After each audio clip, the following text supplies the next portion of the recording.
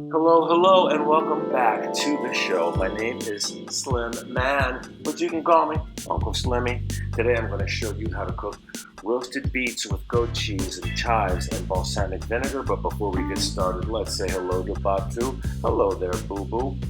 We're going to need about 10 beets, washed, scrubbed, and peeled, and we're going to cut them into pieces about this size, and we're going to put them in a baking dish. Let's do this with all of our beets.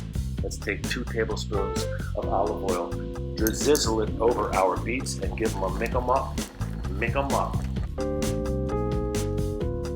Let's add a little kosher salt, mazel tov, some fresh cracked black pepper, and let's make them up.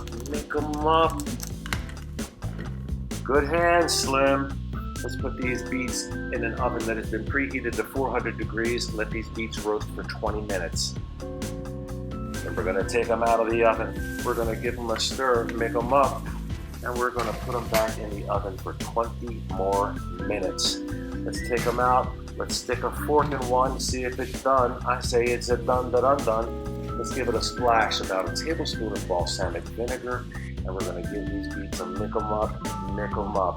All right, let's put our beets on a plate. Let us add a little bit of goat cheese. We'll sprinkle it on top of that.